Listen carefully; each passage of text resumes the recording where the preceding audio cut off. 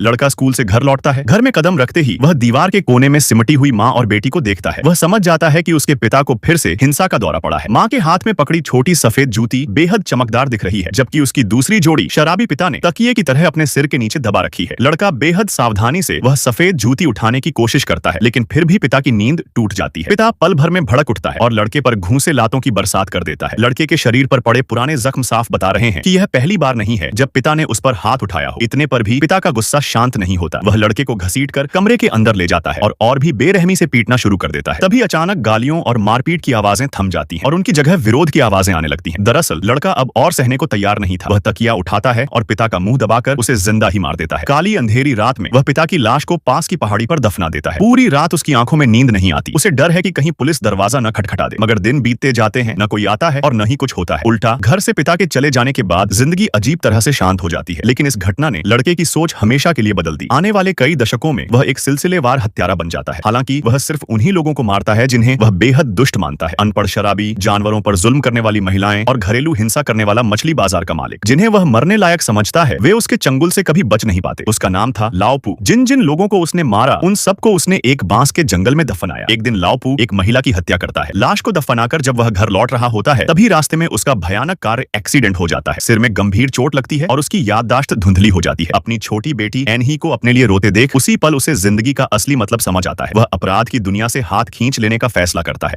और शेष जीवन शांति से बिताने का निश्चय करता है। याददाश्त कमजोर होने के बाद लाओपू को डर सताने लगता है कि कहीं वह सब कुछ भूल न जाए, इसलिए वह रोज डायरी लिखने लगता है और अपनी हत्याओं की पूरी प्रक्रिया कंप्यूटर में रिकॉर्ड कर लेता है। वक्त बीतता है, बेटी एनही बड़ी हो जाती है। लाओपू सोचता है कि अब वह चैन से बुढ़ापा बिता पाएगा, मगर तभी एक खबर सब कुछ बदल देती है। पुलिस को शहर के बाहर एक तालाब में 3 लाशें मिलती हैं। हत्या का तरीका बिल्कुल वैसा ही होता है जैसा कभी लाओपू का था। उसे शक होता है कि कहीं यह सब उसी ने तो नहीं किया, मगर वह याद करने की कितनी भी कोशिश करे उसे कुछ याद नहीं आता। मजबूरन वह हत्याओं के समय पहनने वाली अपनी सफेद जूतियां निकालता है। जूतियों के तले साफ होते हैं। लगता है उसने हाल में कुछ